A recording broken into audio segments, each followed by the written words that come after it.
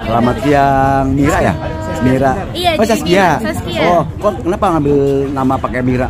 Maksudnya milik rame-rame atau bagaimana nih? Enggak. Mira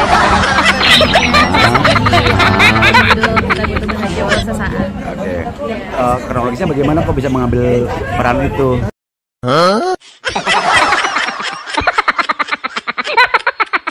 Bang Dery sendiri kan udah lama nih saya kenal nih. Nah, dalam hal ini kan menyelimuti dalam bidang komedi. Nah, alangkah baiknya seandainya komedi ditambahin dengan pelawak, terus dikentalin dengan produsernya atau jadi sutradaranya, lebih kental kemana? Produsernya atau bagaimana?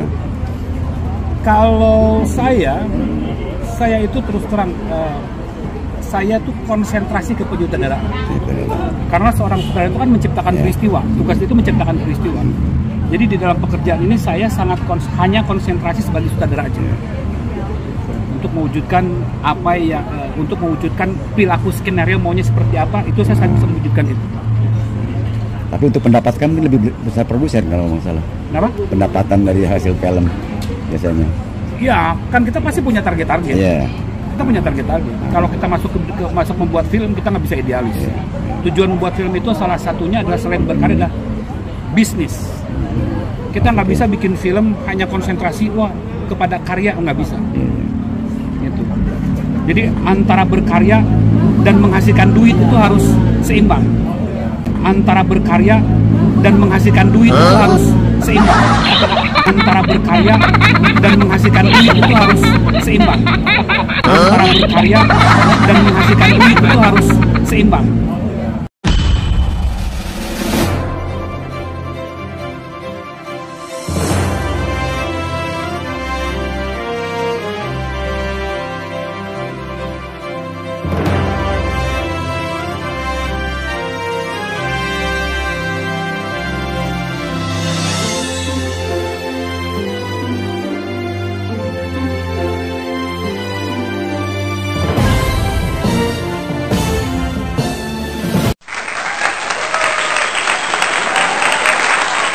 Bahwa 6 bulan ke depan film kita sudah tayang, lebih cepat, lebih bagus.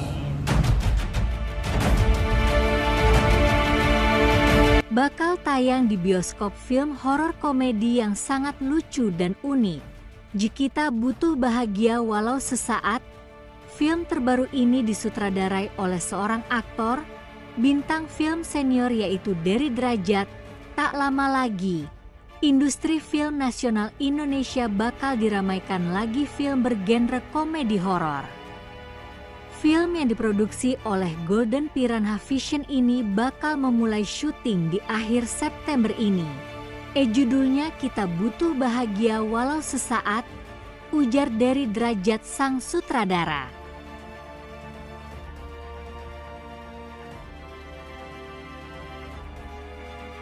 Film yang menceritakan tentang persahabatan 4 anak manusia yang menjadi korban sumpah serapah Nyai Ratu Sang Ratu Teluh. Mereka ini selalu mengalami nasib yang kurang beruntung dan selalu dirundung kesusahan. Bahkan jauh dari kata bahagia, menurut Dery, alur cerita film ini menarik karena untuk mencapai kebahagiaan tersebut, 4 sahabat ini melakukan berbagai macam upaya, hingga secara tidak sengaja masuk ke dunia lain yang memang digunakan untuk balas dendam Nyai Ratu.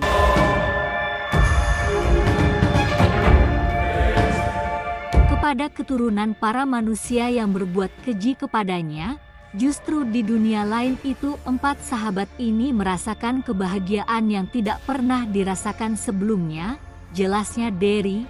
Film KBBWS diproduseri oleh Luri Gewara, co-director Ungke S. Kaumbur, line producer Irwan Setiawan, director of photography Gunung N. Pelita, art director Limin dan casting director Coki.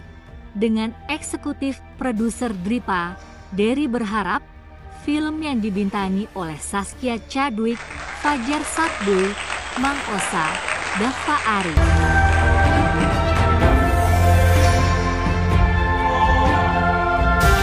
Amanda Rigby, dan Jeff Smith ini bisa mendapatkan apresiasi yang baik dari masyarakat Indonesia seperti film yang lain.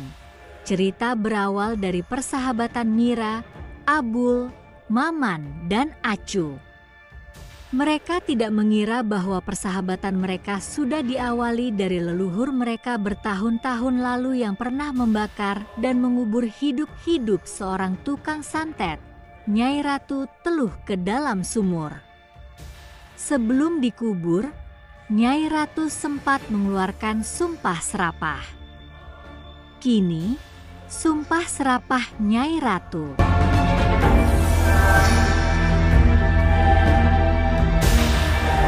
yang dirasakan oleh masing-masing dari mereka dalam hidupnya, Mira, Abul, Maman, dan Acu selalu diliputi penderitaan dan kesusahan. Mereka tidak mengenal apa itu bahagia. Hutang pinjol, motor ditarik leasing, calon istri selingkuh di depan mata, diusir dari kontrakan, termasuk perjodohan dengan kakek tua Bangka pemilik 500 pintu kontrakan, uang dianggap bisa mengatasi semua masalah. Berbagai cara dilakukan, termasuk memeras seorang koruptor kelas kakap. Tanpa mereka sadari, sebenarnya Mira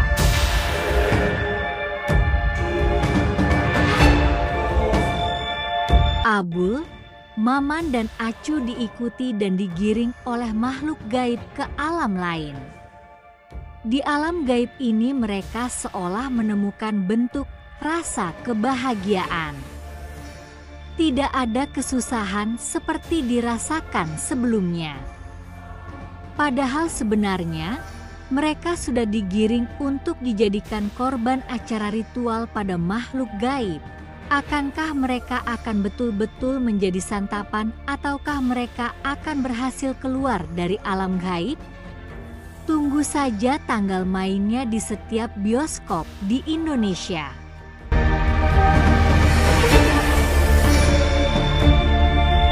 Saya hanya menciptakan adegannya menyeramkan, adegannya angker, tapi penonton melihatnya ketawa.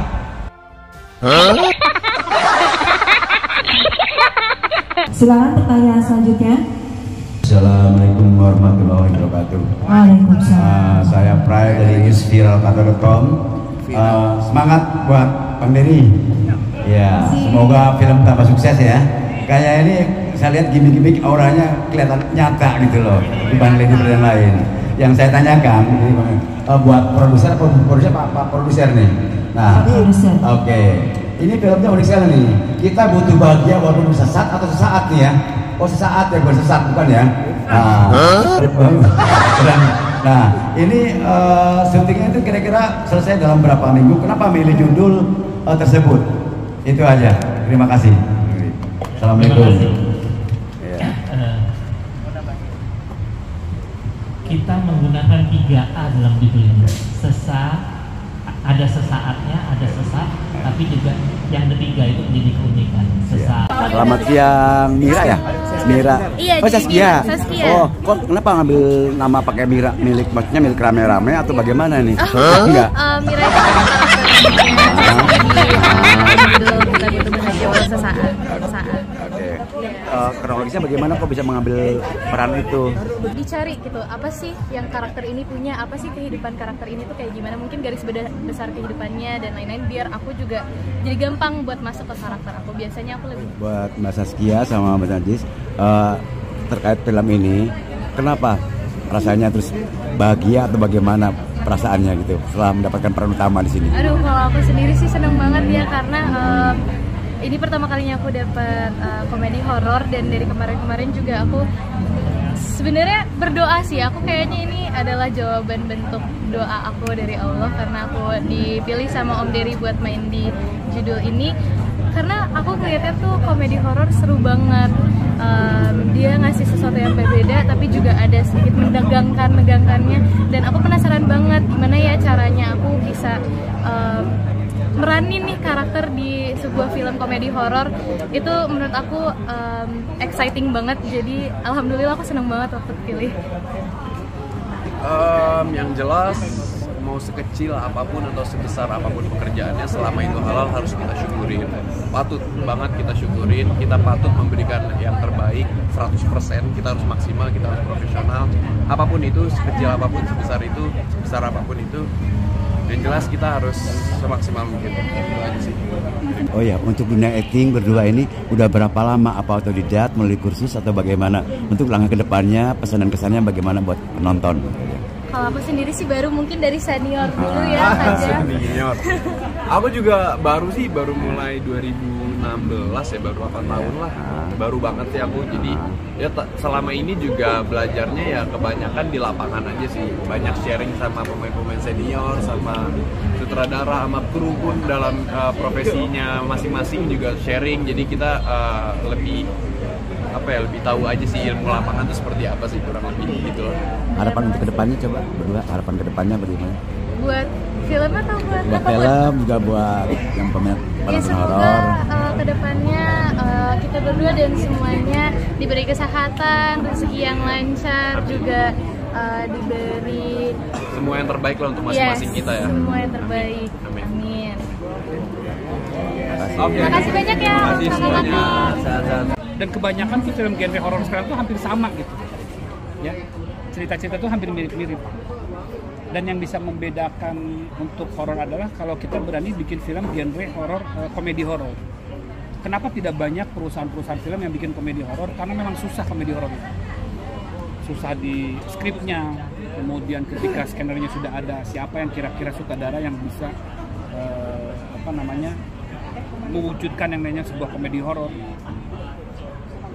Nah, saya punya ide komedi horor, saya cari penulis nggak dapat. Saya minta tolong ke penulis, coba bikinnya 5 scene, ide ceritanya ini. Pas saya baca ternyata juga cocok. Jadi akhirnya saya terjun sendiri sebagai penulis. Setelah skenario jadi, saya cari sutradaranya. Saya banyak teman sutradara, ternyata nggak ada yang cocok juga gitu. Dan atas saran beberapa teman penulis skenario, atas beberapa saran senior-senior sutradara saya, dari guru-guru saya, dan bahwa skenario yang kamu buat dengan genre yang berbeda dari yang biasa, itu harus kamu sendiri yang direct. Harus kamu yang sutradarai. Ya saya siapkan mental semuanya. Kemudian dalam membuat sebuah karya, seorang sutradara itu harus benar-benar bisa fokus.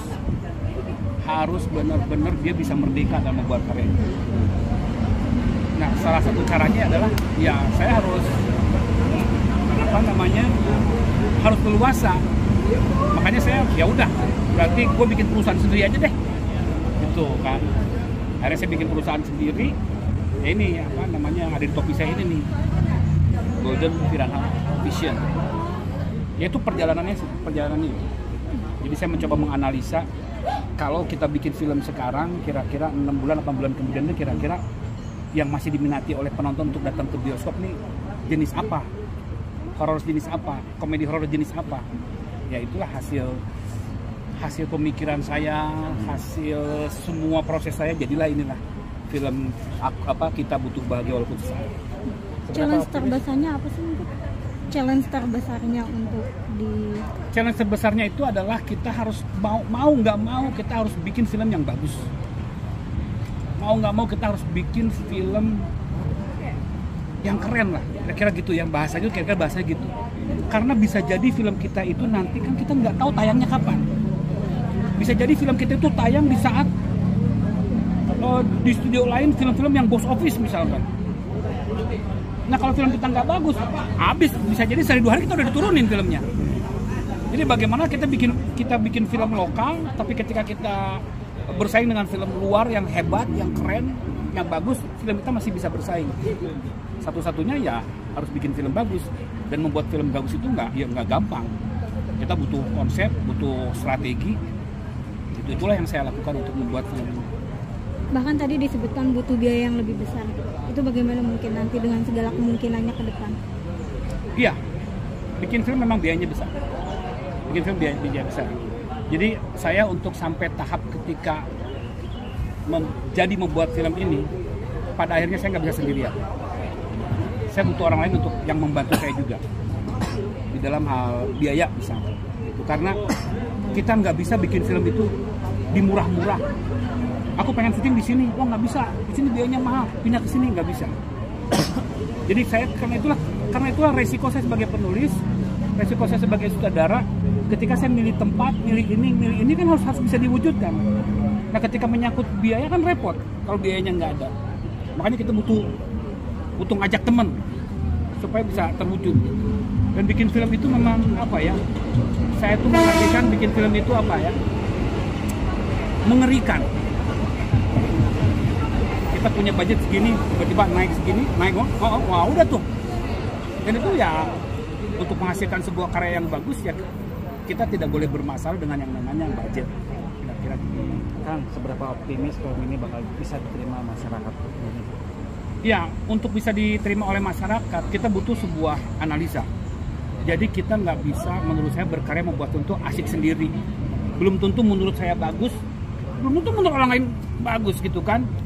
Jadi cara membuat filmnya adalah saya harus membuat sebuah karya yang menurut orang yang nonton bagus. Jadi pertanyaannya nih, kalau orang nonton ke bioskop nih mereka maunya film kayak gimana sih? Penonton Indonesia itu sukanya adegan-adegan kayak gimana sih? Penonton Indonesia itu sukanya peristiwa yang kayak gimana sih? Gitu. Ya itulah saya wujudkan dalam skenario saya itu. Jadi cerita saya ini mewujudkan apa yang diinginkan oleh penonton Indonesia di 8 bulan kemudian, nah kira-kira gitu. Bang Deddy sendiri kan udah lama nih saya kenal nih. Nah dalam hal ini kan menyelimuti dalam bidang komedi.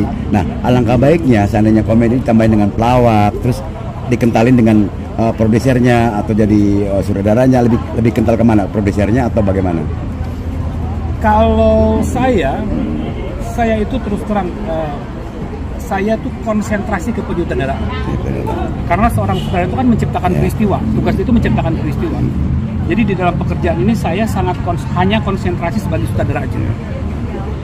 Untuk mewujudkan untuk mewujudkan perilaku skenario maunya seperti apa, itu saya sangat bisa mewujudkan itu. Tapi untuk pendapatan lebih besar produser kalau nggak salah. Kenapa? Pendapatan dari hasil film biasanya. Ya, kan kita pasti punya target-target. Yeah. Kita punya target-target. Kalau kita masuk membuat film, kita nggak bisa idealis. Tujuan membuat film itu salah satunya adalah selain berkarya adalah bisnis. Kita nggak bisa bikin film hanya konsentrasi kepada karya, nggak bisa. Gitu. Jadi antara berkarya dan menghasilkan duit itu harus seimbang. Antara berkarya dan menghasilkan duit itu harus seimbang. Antara berkarya dan menghasilkan duit itu harus seimbang. Antara berkarya dan menghasilkan duit itu harus seimbang. Beban. Jadi bagaimana saya merasakan beban yang begitu berat dalam proses membuat film. Saya terus terang hampir putus asa bikin film itu. Bagaimana susahnya yang namanya bikin film. Dari mulai membuat cerita. Itu skenario yang kita pakai sekarang itu, yang saya skenario itu sudah sampai draft 5. Jadi sudah 4 kali bongkar bolak-balik scene by scene kita pelajari, buang scene ini, masukin scene ini, wah itu ribet banget. Cari pemain susah. Udah menentukan pemainnya mau si ini, ternyata dia schedule-nya nggak bisa. Cari lagi, masalah schedule, masalah budget, belum kru film. Kita pengen DOP-nya si ini, ternyata dia bisa cuma tanggal segini sama pemain gak sinkron. Lokasi syuting kan, kalau sutradara itu dia mempertanggungjawabkan semua elemen. Kalau pemain dia tanggung jawab kepada gimana caranya mainnya bagus supaya tokoh yang dia perankan. Director of photography dia hanya fokus kepada bagaimana gambarnya keren. Artistik hanya ngurusin artistik, kostum hanya ngurusin kostum. Nah kalau sutradara, ketika kostum jelek yang disalahin bukan kostumnya tapi sutradaranya. Ketika gambar jelek yang disalahin siapa? Sutradaranya. Pemain-mainnya gak bagus, sutradaranya. Jadi saya bertanggung jawab itu semua. Ya itulah mbak. Ya mental harus siap. Sebagai sutradara mental harus siap. Makanya jangan kaget kalau begitu detik-detik film mau ditayangkan di bioskop, sutradara itu pada migrain semua. Dan saya tidak mau migrain. Jangan sampai. Saya tidak. Gimana caranya supaya kita tidak migrain? Saya harus yakin bahwa apa yang kita buat bagus. Siap. Oke. satu lagi Terima ya. kasih. Satu Mas lagi Riri terakhir. kan, berkarir sudah cukup lama ya. Terus sekarang ketemu aktor-aktornya banyak yang Gen Z. Ada nggak sih kesulitannya tersendiri atau tantangannya? Gini, makanya saya itu sangat konsentrasi ketika memilih pemain-pemain, ketika saya memilih orang-orang yang mau terlibat di film saya. Jadi yang terlibat di film saya itu haruslah orang yang menurut saya bahwa dia punya basic yang bisa digali dalam bidang seni pemeranan. Karena latar belakang saya emang saya di keaktoran. Jadi pemain yang saya pilih itu yang paling utama adalah yang kira-kira ini pemain punya bakat bagus dan bisa saya garap dan dia mampu untuk memainkan tokoh yang saya ciptakan. Kan skenario saya yang buat. Gitu. Dan tokoh-tokoh yang saya ambil ini haruslah disukai oleh penonton Indonesia, terutama kaum milenial Gen Z. Makanya pemain saya kan rata-rata anak muda semua tuh, milenial semua. Jadi cuma saya aja yang paling tua. Oh gitu. Ya udah, harapan ke depan bagaimana? Harapan ke depan buat penonton baik itu semuanya. Ya harapan ke depan ya tentu secara pribadi saya akan membuat film yang bagus, wajib itu hukumnya. Saya akan membuat film yang dimauin oleh masyarakat. Dan saya hanya bisa meyakinkan insya Allah kepada penonton Indonesia, nanti kalau film ini udah jadi, Anda nonton film yang kami buat, judulnya Kita Butuh Bahagia Walaupun Sesaat, dan saya meyakinkan para penonton, Anda tidak akan rugi menonton film ini. Tidak akan rugi dalam arti budget yang Anda keluarkan ke bioskop, Anda akan mendapatkan nilai lebih dari itu. Oke. Kira-kira itu.